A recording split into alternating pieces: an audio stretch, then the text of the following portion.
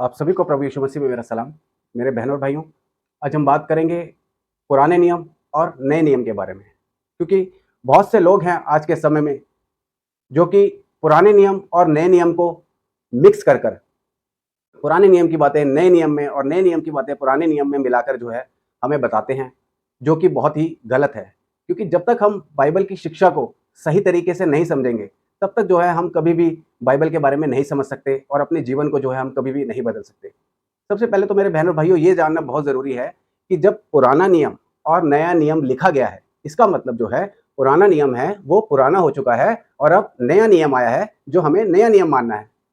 जब हम देखते हैं कि हमारी जो दुनियावी सरकारें होती हैं, गवर्नमेंट होती है, बहुत सारे ऐसे लॉज होते हैं जिन्हें बदल कर नया कर दिया जाता है, तो हम क्या पुराने के पीछे ही भागते रहते हैं? जैसे कि हम देखते हैं कि जब नोटबंदी हुई, डिमोनेटाइजेशन हुआ, तब हम देखते हैं कि 500 और 1000 के नोट जो हैं बंद कर दिए गए, उसकी जगह पे नए नोट आए। तो हम क्या दोबारा पुराने नोट चला सकते हैं? तो जब हम दुनियावी तौर पे सरकारों की बातें मान लेते हैं, तो हमें जो प्रभु यीशु मसीह के दिए हुए वचन हैं, इनको मानना बहुत ही ज़रूरी है। इनको हम कैसे नहीं मानेंगे? ये तो खुदा के वचन हैं। तो खुदा हमें बताता है कि पुराना नियम और नया नियम अलग है। आइए हम वचनों में से बात करेंगे।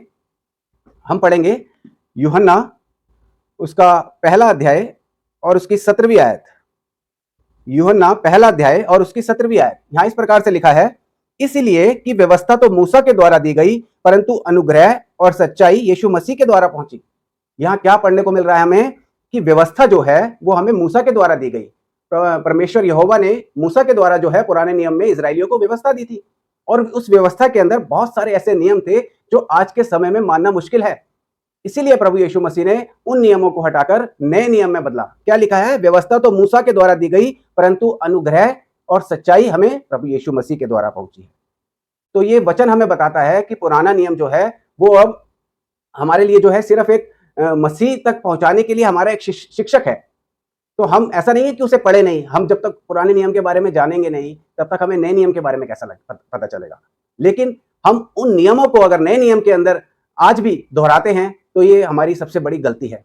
और ये जो है प्रभु यीशु मसीह को पसंद नहीं है, ये पवित्र आत्मा को पसंद नहीं है, ये पिता को पसंद नहीं है कि जो बातें प्रभु यीशु मसीह ने बंद कर दी हैं, हम उन्हीं बातों को दोहराएं। तो ये कहीं से भी जो है सही नहीं है। आइए हम एक और आयत पढ़ेंगे। हम वचनों से इसके बारे में ज्यादा बातें करेंगे ताकि जो है रियलिटी जो है दुनिया के सामने आए। आइए हम पढ़ेंगे इब्रानियों और उसका 9 अध्याय और उसकी 19 आयत से लेके आगे कुछ आयतों तक। इब्रानियों 9 अध्याय और उसकी 19 आयत से लेकर आगे कुछ आयतों तक लिखा है यहाँ पे इस प्रकार से, क्योंकि जब मूसा सब लोगों को व्यवस्था की हर एक आज्ञा सुना चुका, तो उसने बछड़ों और बकरों का लहू लेकर पानी और लाल ऊन और जूफा के साथ उस पुस्तक पर और सब लोगों पर छिड़का और कहा, यह उस वाचा का लहू है जिसकी आज्ञा परमेश्वर ने तुम्हारे लिए दी है। क्या लिखा है यहाँ पे? पुराने नियम की बातें हमें यहाँ पे इब्रानियों में पढ़ने को मिलती है। वचन पुराने नियम के बारे में बता रहा है। जब मूसा को व्यवस्था मिली तो वो अपनी आज्ञा जब सुना चुका था, तो उस समय क्या था? लहू के द्वारा, बछड़ों और बकरों के लहू यानी कि जानवरों के लहू के द्वारा जो है पुस्तकों पर और जो वहां पे पवित्र स्थान था, मंदिर जिसे हम कहते हैं, उसके आसपास जो है छिड़काव करा जाता था, ताकि वो खुद भी पवित्र हो और लोग भी जो है पवित्र होकर उसके अंदर जाएं। आगे हम 21वीं आयत से पढ़ेंगे, और इसी रीति से उसने तंबू और सेवा के सारे सामान पर लहू छिड़का, और व्यवस्था के अनुसार प्राय सब वस्तुएं लहू के द्वारा शुद्ध की जाती और बिना लहू बहाए क्षमा नहीं होती। तो जो है उस समय के अंदर बिना लहू बहाए जो है क्षमा नहीं होती थी। ये पुराने नियम की आज्ञा हैं जो परमेश्वर यहोवा ने मूसा के द्वारा, व्यवस्था के द्वारा लोगों को दी थी। लेकिन अब हम क्या देखते हैं? प्रभु यीशु मसीह ने एक ही बार मरकर अपने लहू को बहाकर जो है हम सबको अपने पापों से क्षमा करने की जो है व्यवस्था दी है। आइए हम पढ़ेंगे पहला पतरस और उसकी 1 अध्याय और उसकी 18 और 19 आयत। पहला पतरस 1 अध्याय और उसकी 18 और 19 आयत। यहां इस प्रकार से लिखा है, क्योंकि तुम जानते हो कि तुम्हारा निकम्मा चाल चलन जो बाप दादाओं से चला आता है, उससे तुम्हारा छुटकारा चांदी सोने अर्थात नाशवान वस्तुओं के द्वारा नहीं हुआ, पर निर्दोष और निष्कलंक मेमने अर्थात मसीह के बहुमूल्य लहू के द्वारा हुआ है। यहां हमें क्या पढ़ने को मिल रहा है? यहाँ पे वचन हमें समझा रहे हैं, क्योंकि तुम्हारा निकम्मा चाल चलन जो बाप दादाओं से चला आता था, यानी कि पुराने नियम में जो चला आता था, उससे तुम्हारा छुटकारा नहीं है। लेकिन किससे छुटकारा है? पर निर्दोष, यानी कि प्रभु यीशु मसीह जो निर्दोष था, निष्कलंक था, प्रभु यीशु मसीह को मेमना किया गया है। तो मेमने अर्थात मसीह के बहुमूल्य लहू के द्वारा हुआ है। किससे हुआ है हमारा छुटकारा? प्रभु यीशु मसीह के बहुमूल्य लहू के द्वारा। तो इससे हम देखते हैं कि पुराने नियम में जानवरों के लहू के साथ जो है छिड़काव करके पापों की क्षमा की जाती थी, लेकिन नए नियम के अंदर प्रभु यीशु मसीह ने अपने लहू के द्वारा एक ही बार जो है लहू अपना बहाकर जो है हमारे बहुमूल्य जीवन को बचा लिया है, उससे छुटकारा दिला दिया है हमें। तो आगे हम और आयत पढ़ेंगे, इब्रानियों का ही 7 अध्याय उसकी 18 और 19 आयत। इब्रानियों 7 अध्याय और उसकी 18 और 19 आयत। यहां इस प्रकार से लिखा है, निदान पहली आज्ञा निर्बल और निष्फल होने के कारण लोप हो गई, इसीलिए कि व्यवस्था ने किसी बात की सिद्धि नहीं की और उसके स्थान पर एक ऐसी उत्तम आशा रखी गई जिसके द्वारा हम परमेश्वर के करीब जा सकते हैं। क्या लिखा है? पहली आज्ञा निर्बल और निष्फल होने के कारण जो है वो खत्म हो गई, लोप हो गई, इसीलिए कि व्यवस्था ने किसी बात की सिद्धि की ही नहीं और उसके स्थान पर एक ऐसी उत्तम आशा रखी गई जिसके द्वारा हम परमेश्वर के करीब जा सकते हैं। वो उत्तम आशा क्या थी? वो उत्तम आशा प्रभु यीशु मसीह का इस दुनिया में आना, मारा जाना, गाड़ा जाना और तीसरे दिन मुर्दों में से जी उठना। ये हमारे लिए जो है उत्तम आशा थी जो हमारे लिए अब रखी गई है। आगे लिखा है इसकी 20वीं आयत में, और इसीलिए कि मसीह की नियुक्ति बिना शपथ नहीं हुई। मसीह की नियुक्ति की पुराने नियम में शपथ खाई गई थी कि मैं तुम्हारे लिए एक ऐसा जो है इंसान भेजूंगा या एक ऐसा खुदा भेजूंगा जिससे जो है आपको पापों की क्षमा मिलेगी। तो इससे हम जान सकते हैं कि पुराना नियम और नया नियम अलग है। पुराने नियम में एक और बातें कही गई हैं, जैसा कि हम देखते हैं कि पुराने नियम के अंदर प्रभु यीशु मसीह का स्तुति गान जो है नाच नाच कर और बहुत सारे इधर उधर के इंस्ट्रूमेंट बजाकर जो है किया जाता था। लेकिन हम नए नियम में देखते हैं, नया नियम हमें क्या कहता है कि तुम आत्मिक गीत गाया करो, मन के अंदर आत्मिक गीत गाया करो। और कोई भी आत्मिक गीत जो है हम म्यूजिक के साथ ज्यादा जोर से और नाच के नहीं गा सकते, उसको हम बहुत ही सभ्यता से जो है परमेश्वर के गीत गा सकते हैं, जिससे उसका गुणगान कर सकते हैं हम। कहीं पे भी हमें नए नियम के अंदर जो है ऐसा नहीं देखने को मिलता कि हम जो है नाचें गाएं और अलग अलग इंस्ट्रूमेंट बजाकर जो है प्रभु यीशु मसीह की आराधना करें। तो इससे भी हम समझ सकते हैं कि पुराने नियम में फर्क और नए नियम में क्या फर्क है। बहुत से लोग हैं जो आज कहते हैं कि दाऊद ऐसे करता था या और कोई ऐसे करता था, नाच के गाता था, या कई लोग जैसे कहते हैं कि चमत्कार हम करते हैं जो पुराने नियम में होते थे आज भी हो रहे हैं। ऐसा गलत है, क्योंकि ये लोग जब इनसे बोले कि जब अगर वो पुराने नियम में अगर सारी बातें आप उनकी दोहरा रहे हो तो आप खतना क्यों नहीं कराते, तब ये लोग बोलते हैं कि खतना तो पुराने नियम में होता था। तो जब खतना पुराने नियम में होता था तो आप बाकी बातें क्यों आज के टाइम में दोहरा रहे हैं?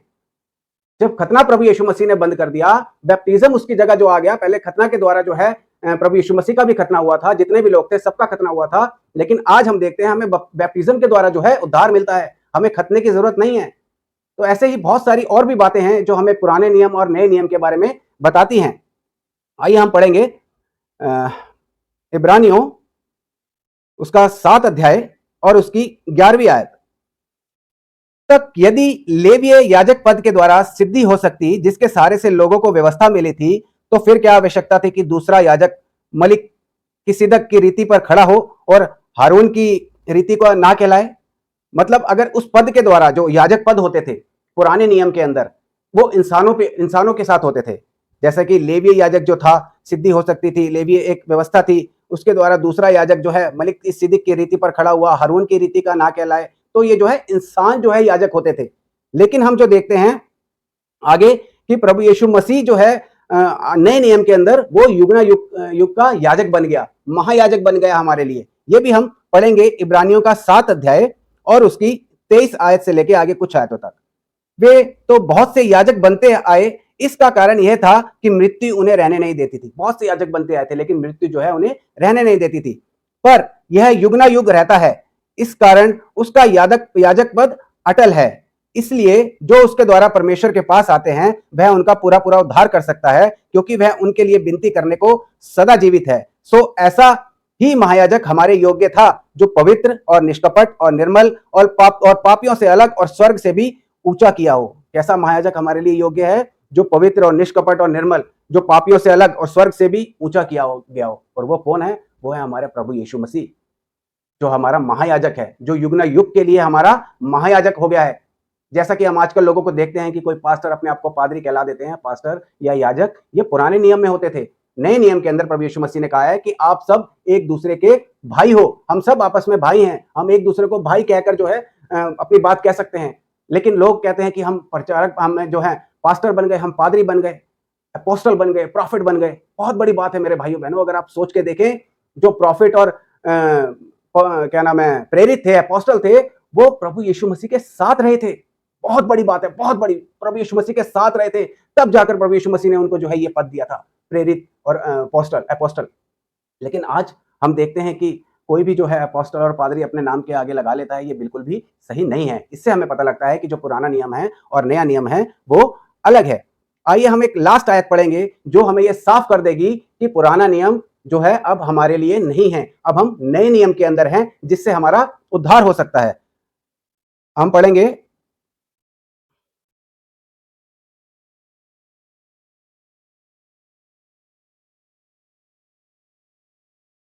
दूसरा कुरिन्थियों तीसरा अध्याय और उसकी 14 आयत से लेकर आगे कुछ आयतों तक। दूसरा कुरिन्थियों तीसरा अध्याय और उसकी 14 आयत से लेकर आगे कुछ आयतों तक। यहां इस प्रकार से लिखा है, परंतु वे मतिमंद हो गए, क्योंकि आज तक पुराने नियम के पढ़ते समय उनके हृदयों पर वही पर्दा पड़ा रहता है, पर वह मसीह में उठ जाता है। और आज तक जब कभी मूसा की पुस्तक पढ़ी जाती है तो उनके हृदय पर पर्दा पड़ा रहता है, परंतु जब कभी उनका हृदय प्रभु की ओर फिरेगा तब वह पर्दा उठ जाएगा। क्या लिखा है? यहां साफ साफ लिखा है, क्योंकि आज तक पुराना नियम पढ़ते समय उनके हृदयों पर पर्दा पड़ा रहता है।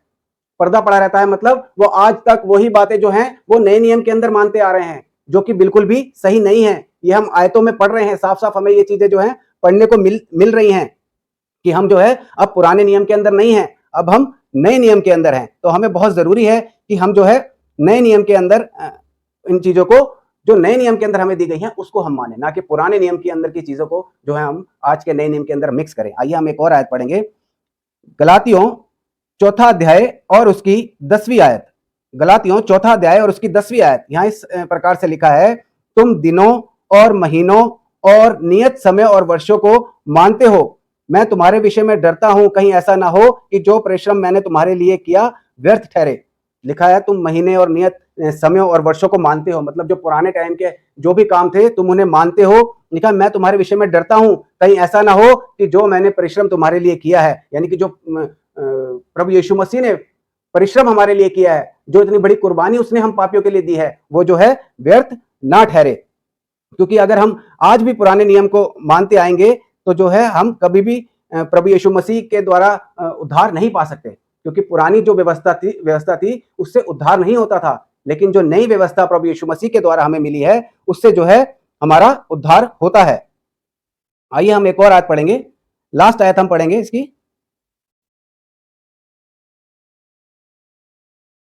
दूसरा कुरिन्थियों 5 अध्याय और उसकी 17 और 18 आयत। दूसरा कुरिन्थियों 5 अध्याय उसकी 17 और 18 आयत।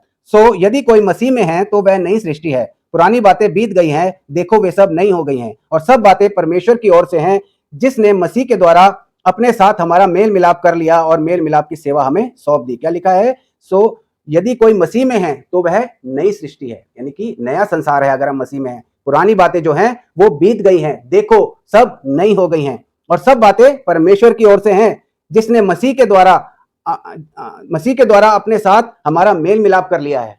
पहले जो है हमारा जो परमेश्वर यहोवा था वो सिर्फ इजराइलियों के लिए आया था, लेकिन प्रभु यीशु मसीह ने उस दीवार को हटा दिया।